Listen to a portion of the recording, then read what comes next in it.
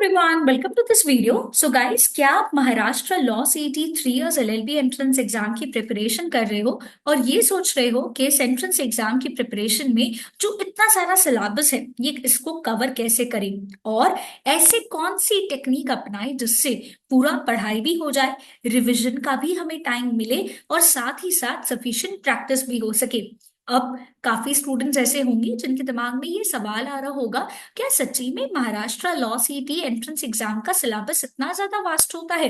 क्या सच्ची में ये एग्जाम इतनी कॉम्पिटिटिव होती है? तो आंसर है yes guys. Maharashtra law CET entrance exam साल में एक ही बार होती है और वो स्टूडेंट्स जिनका ग्रेजुएशन कंप्लीट हो गया है या फिर अगर वो अपनी फाइनल ईयर ऑफ ग्रेजुएशन में है, वो स्टूडेंट्स इस एग्जाम के लिए अपियर कर सकते हैं।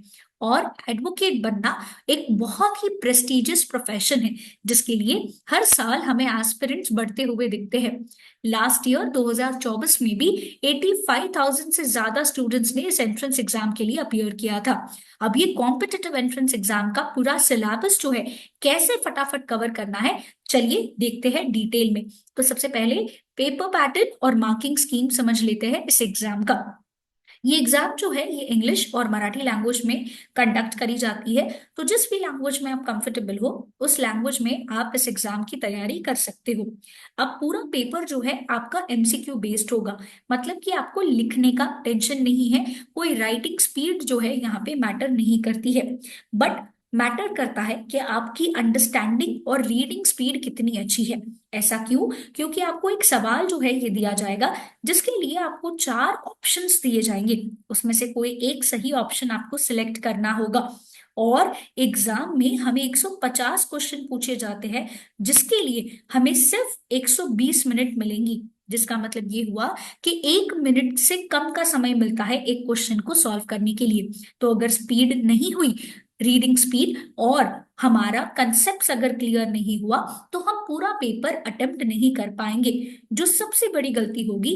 बिकॉज इस एंट्रेंस एग्जाम में कोई नेगेटिव मार्किंग नहीं होती है, जिसके कारण अगर आंसर रॉन्ग भी गया तो कोई नुकसान नहीं है।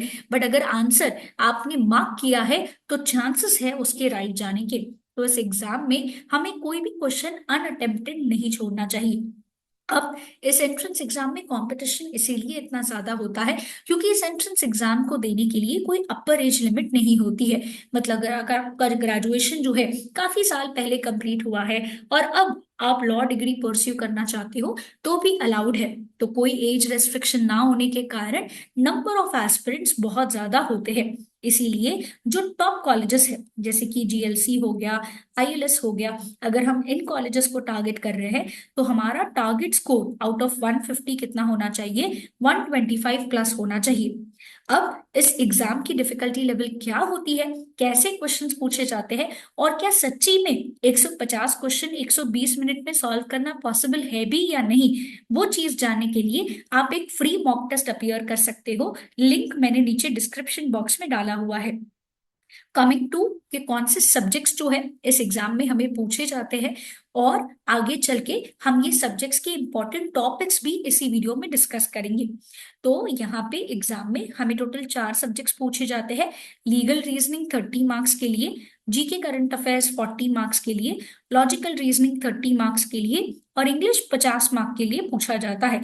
तो पूरे पेपर का वेटेज जो है ये हो जाता है 150 मार्क्स। ये फ्री मॉक टेस्ट अपीयर करके आपको क्लियरली समझ में आएगा कि एग्जाम में कैसे क्वेश्चंस पूछे जाते हैं। बिकॉज यहाँ पे मॉक टेस्ट में सेम फुल लेंथ पेपर एकदम डिट्टो एग्जाम वाइज जो है हमने रखा हुआ है। Now coming to the important topics जो हमें कवर करने होते हैं, ये टॉपिक्स बिना भूले कवर करने हैं। बिकॉज यहाँ पे मैंने वेटेज भी लिखा हुआ है ये टॉपिक्स का। ये टॉपिक्स आपके एकदम नेसेसरी और कंपलसरी टॉपिक्स जो है बन जाएंगे। तो यहाँ पे अगर हम बात करें सबसे पहला सब्जेक्ट लॉजिकल रीजनिंग की, तो alphabet, analogy, number letter series, blood relation, coding decoding, sitting arrangement, puzzles, यहाँ से क्वेश्चंस जो है हमें सबसे ज्यादा पूछे जाते हैं।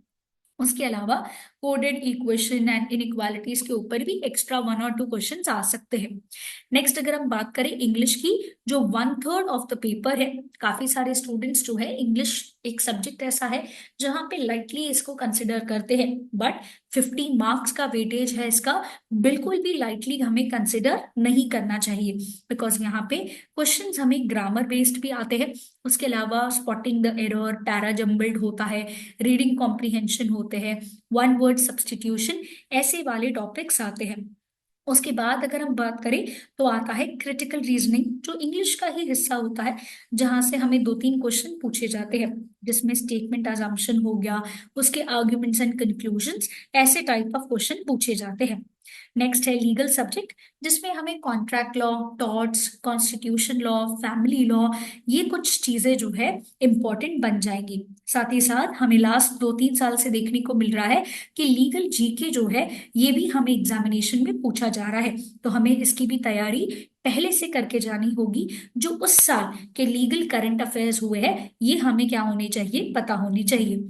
Next coming on to GK current affairs, यहाँ पे स्टैटिक पार्ट में हमें हिस्ट्री, ज्योग्राफी, इकोनॉमी और इंटरनेशनल ऑर्गेनाइजेशन एंड मिसलेनियस जैसे टॉपिक्स पूछे जाते हैं।